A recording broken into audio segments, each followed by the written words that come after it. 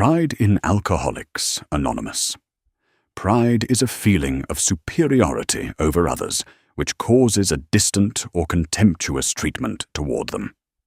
Pride, arrogance, self-love. Without a doubt, we could distinguish between these three terms, that pride is more serious than arrogance, and arrogance more than self-love. But it is probably more practical to use them as synonyms, since it is a fact that pride, arrogance, and self-love are perfectly intertwined with the person who suffers from pride.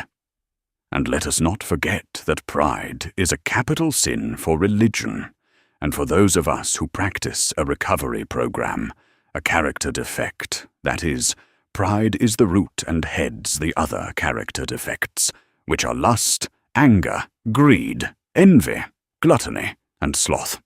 Welcome everyone to your channel, Experiencias Dobles. We invite you to stay and watch and listen to this brief and important information about pride. We invite you to subscribe if you have not yet done so, and to share these videos with your companions. Also, leave us in the comments section what you thought of this video and suggest some of the topics you would like us to break down. Let us continue with this very important breakdown, which is pride. We are going to describe the symptoms by which we can discover this illness, which is spiritual.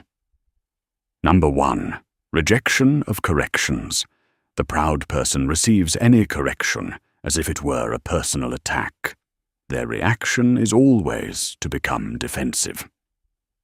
They are not aware that God, as each person conceives him, may be using others to open their eyes and unmask all their defects.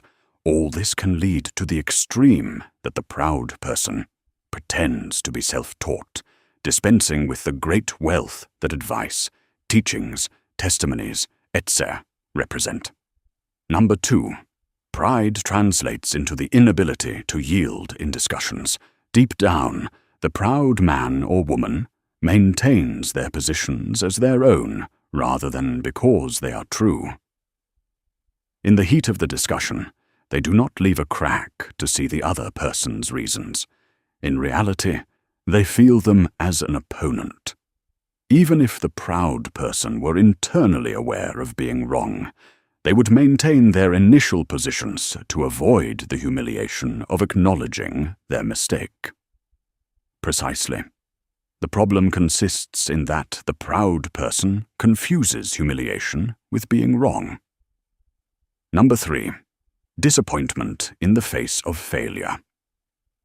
When the proud person fails in an endeavor, they collapse internally.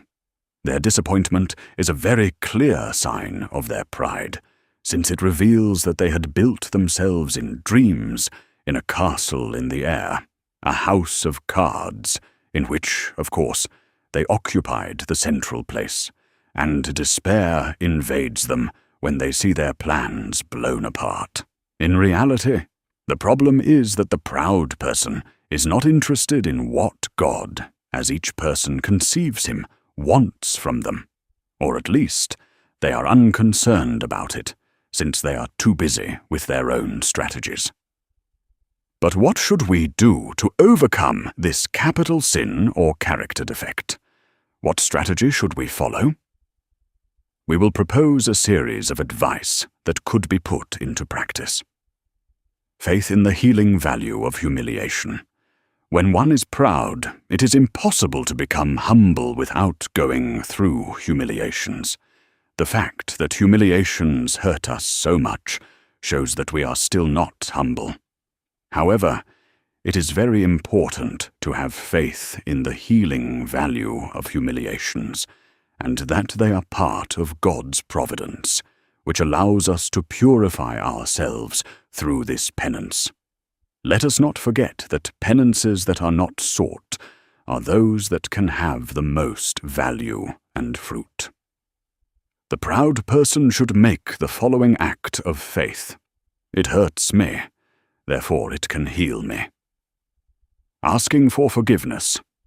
It will be very difficult for a proud person to ask for forgiveness spontaneously.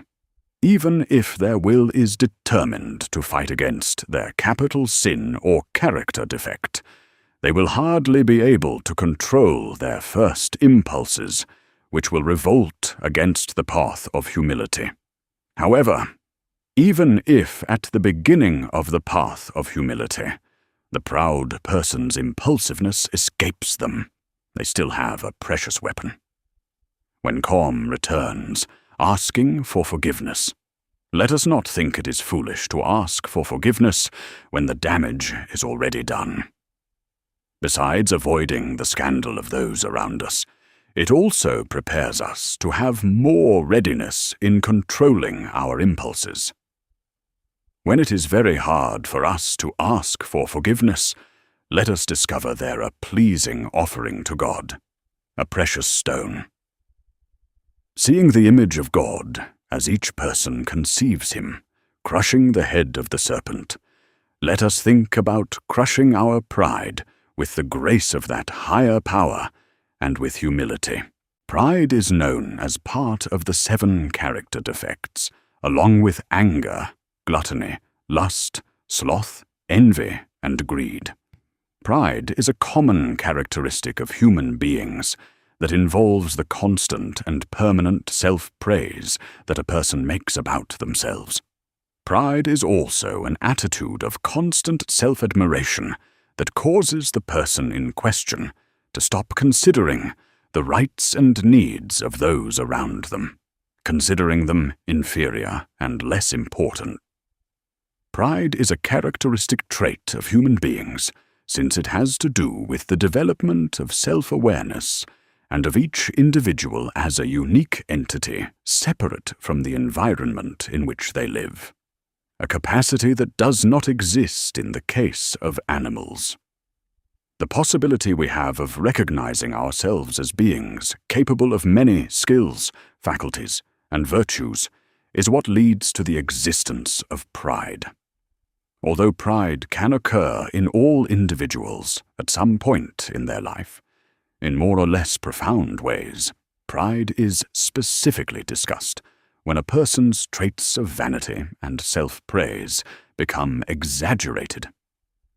Pride is one of the most criticized defects by most religions, which base their theories on the development of virtues such as humility, respect, and devotion to God. As each person conceives him, compassion, and detachment from material matters. This is especially visible in Christianity, which, in addition to those already mentioned, points to pride as one of the most important and serious sins a human being can commit. Today, postmodern societies are characterized by the existence of a large number of these attitudes due to the importance given to individualism, to the notion of social and economic success as an exclusive consequence of individual achievements and not of social achievements or context, to egocentrism and many other circumstances that trigger high levels of pride and narcissism in thousands of individuals. According to the Royal Spanish Academy Dictionary, pride is arrogance, vanity, or excessive self-esteem, which many times can be disguised by arising from noble and virtuous causes. The etymology of the term leads us to 2 concepts, the Catalan orgull and the French orgueil. Pride can also be related to arrogance, which comes from the Latin word supervia. The positive or negative meaning of this concept is usually determined according to the philosophical perspective that is taken into account. At a generic level, pride usually refers to the valuation of the self over the desires and achievements of others, thus resulting in the opposite of humility. One of the negative acceptances of pride has its origin in its relationship with the pride of a vain and overbearing person who always leaves God, as each person conceives him, aside. Pride is one of the 7 deadly sins described by St. Thomas Aquinas. On the other hand, the positive application of the term takes us to its Latin origin, where an act of pride can be synonymous with excellent or beautifully made. In this way, pride can be seen as the appropriate esteem a person has for themselves, which comes from the moral ambition to live in full consistency with rational personal values. The distinction between pride and arrogance is a modern trend. While pride has kept the positive meanings, for example, when a person says, "I am proud of my children, I am proud of myself, I am proud of my work, I am proud of what I have done." However, arrogance remains associated with the negative. Other synonyms for arrogance are haughtiness, arrogance, vanity, etc., while antonyms can be humility, modesty, simplicity. The main nuance that distinguishes them is that pride can be concealed and even appreciated when it arises from noble causes or virtues, while arrogance is associated with the desire to be preferred by others, based on the satisfaction of one's own vanity or ego. In summary, pride as arrogance is a complex reality that manifests in multiple forms and crosses both the psychological and spiritual dimension of the human being. Its root lies in a distortion of self-worth, which instead of leading to healthy esteem, results in an excessive exaltation of the self, generating breakdown, isolation, and suffering. In contrast, humility does not appear as a denial of being, but as its just ordering. The clear recognition of what one is, without exaggeration or self-depreciation. Thus, the spiritual and human path consists in learning to descend from the inner pedestal, to renounce the illusion of self-sufficiency, and to recognize the deep dependence that constitutes us. Only in that descent does the possibility of a more true, more free, and more fully human life open up. In racism, pride is defined as the shrewdness of a person who becomes vain about themselves. Generically, it is defined as the overvaluation of the self with respect to others in order to overcome, achieve, or rise above an obstacle, situation, or good, or to achieve a high devaluation of the context. Pride can also be defined as the belief that everything one possesses is superior, that one is capable of surpassing everything others say or do, overcoming prejudices. Pride incites a person to value themselves too highly, believing themselves capable of doing anything above others, and even above their own capacities, the circumstances, or, rather, the setbacks that may arise. This idea directly leads the proud person to put others at a disadvantage because they think their abilities or value do not match their own, which is considered extremely arrogant. Pride is one of the 3 main virtues and is defined as appropriate self-esteem, which comes from the moral ambition to live in full consistency with rational personal values. For Nietzsche, pride is a high virtue of superior men, which leads to absolute honesty with oneself, courage, and constant self-improvement, always seeking to be above others and hiding nothing from anyone as an act of self-affirmation. Pride can also be understood as self-affirmation and the claiming of what one is, or of the group or collective to which one belongs. In this sense, one can speak of national pride, racial pride, among others.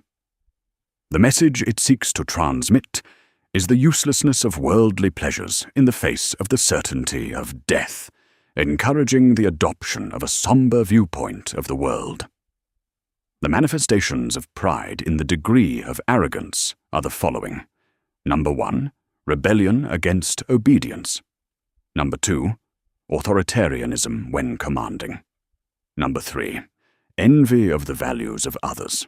Number 4, criticism of those envied. Number 5, most instances of bad mood in family coexistence. Number 6, most outbursts of anger, including those against oneself.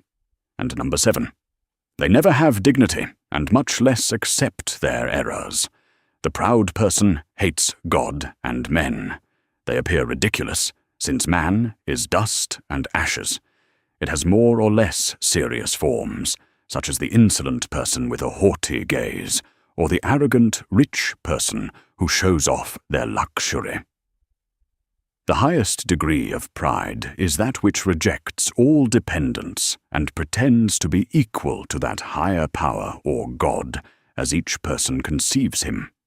They do not like reprimands. Humility horrifies them, and they laugh at servants and at God's promises. God curses the proud and abhors them. The one blinded by pride cannot find the wisdom that calls them to conversion. One must avoid dealing with the proud.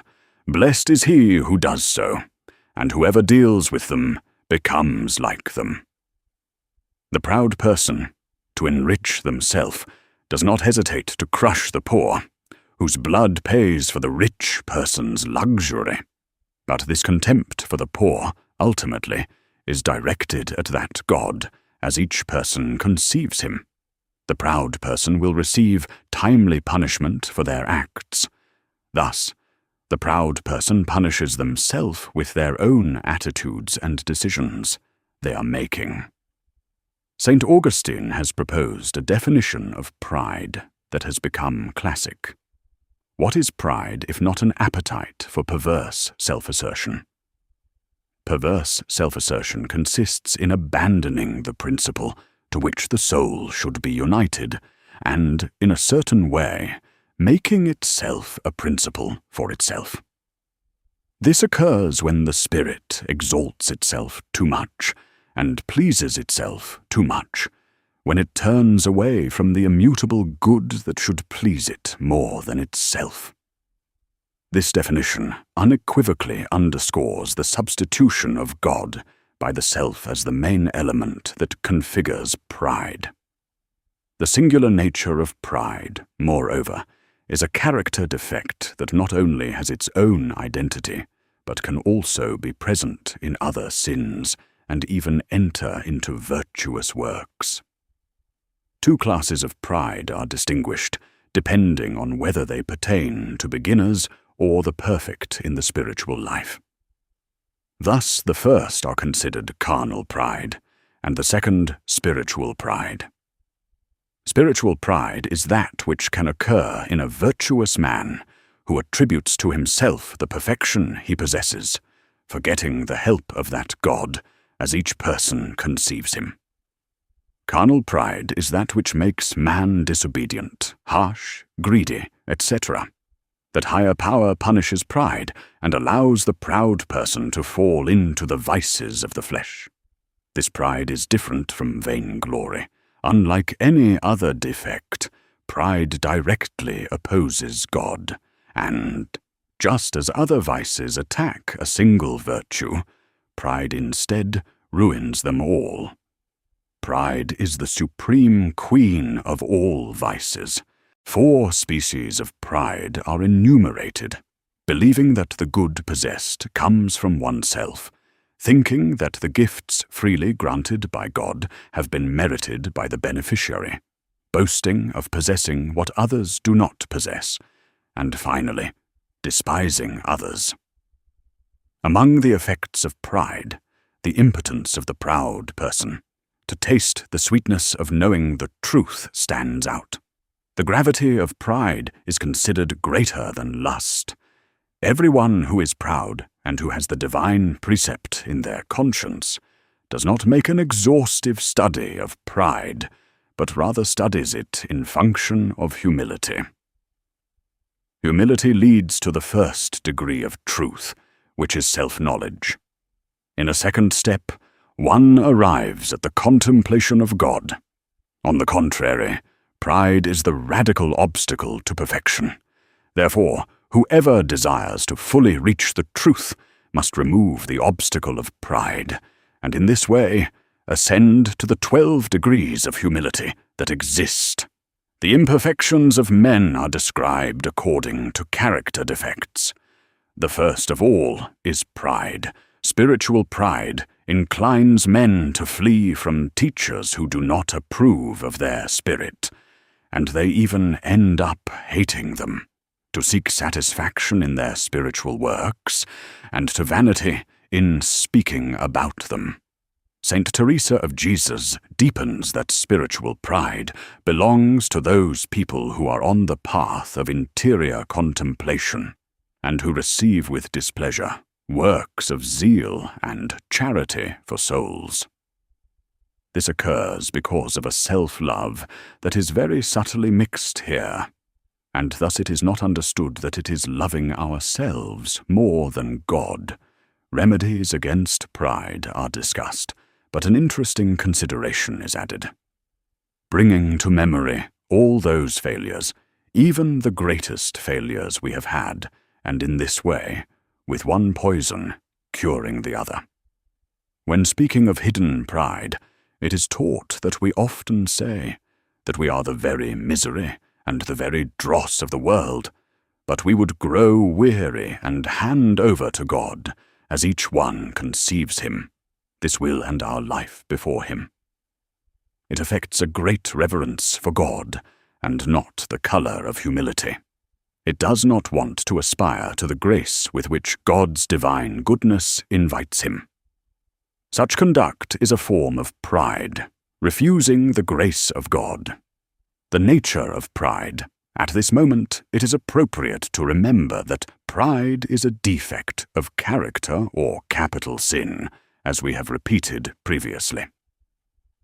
Its capital nature is in the order of intention, and in this order the end that one tries to achieve predominates. In all temporal goods, the end that man seeks to possess is a certain perfection or glory. By this path, we discover that pride, the appetite for one's own excellence, sets itself as the principle in every sin. But this appetite becomes disordered, then desiring one's own excellence immoderately, giving rise to pride, the root of many other sins.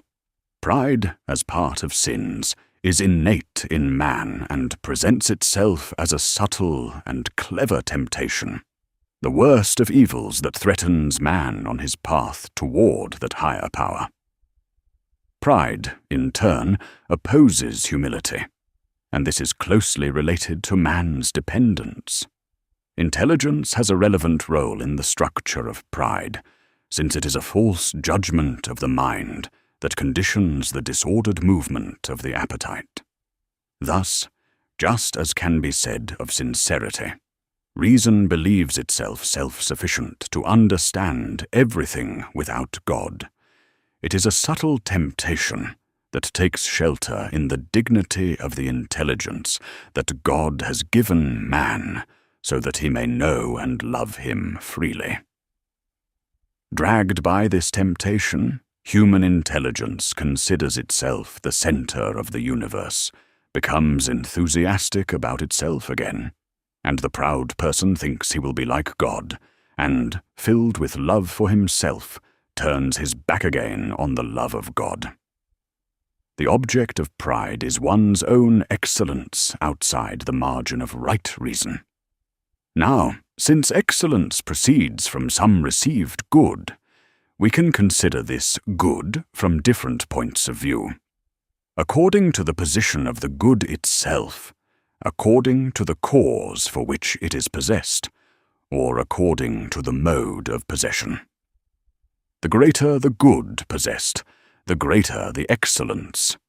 And consequently, when one attributes to oneself a greater good than one possesses, the appetite tends disorderly toward one's own excellence and falls into the species of pride called boasting of possessing things one does not have.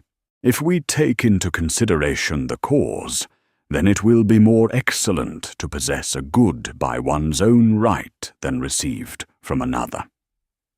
This excellence can give rise to two other classes of pride.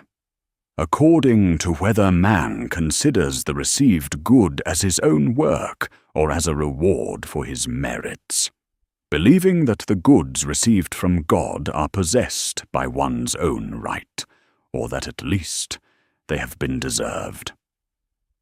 Finally, since it is of greater excellence to possess a good in a singular and personal way, from this can arise a new form of pride, contempt for others, with the desire that all look at us.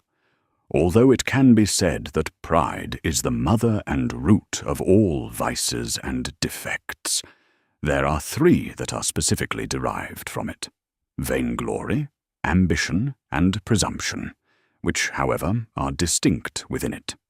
Pride is not identical with vainglory, but is its cause. Pride seeks one's own excellence, and vainglory seeks the manifestation of that excellence. Pride is distinguished from ambition, this disordered appetite for honor, by its different object. Pride leads to mistakenly turning one's own person into the center of the universe, which is egocentrism. Egoism, a false and exaggerated love of oneself, leads to a true idolatry of the self, which sets itself up as the measure of all relationships, of all other people and things, and as the goal of all one's own efforts. The egoist acts only out of personal interest, which he places above eternal goods and above the people around him, whom he uses only as instruments. Pride disposes toward lust, despises others, even leading to anger, because the proud person judges every mercy as an offense. It leads to hardness of heart and intransigence. Disobedience is also a fruit of pride. There is also a very close relationship between pride and the sin of infidelity. One desires not to submit intelligence to the magisterium of God. Pride prevents the knowledge of truth. There are various remedies to eradicate or reduce this pride. First, achieving intimate and fully sincere self-knowledge, which leads to living the virtue of humility. Also helpful is the consideration of divine excellence, as well as meditation on that higher power or God, as each person conceives him. Finally, pride is one of the most important and difficult moral tasks of human life, because it disguises itself with the most varied faces, and even tries to ruin virtue itself. It is no less important to be able to fight effectively against it by detecting its ordinary manifestations. We must fight against more subtle, more frequent forms. The pride of preferring one's own excellence over that of one's neighbor, vanity in conversations, almost sickly sensitivity, the need to be recognized. In short, pride is weakness disguised as strength, while humility is the true strength of the spirit. The humble person relies on everything, while the proud person is alone. He may be intelligent, but not wise. This has been all for today. We deeply thank you for staying until the end of this video. We invite you to continue listening to more videos from your channel, Experiencias Doble. We send you a strong, fraternal hug, 24 hours, and until next time.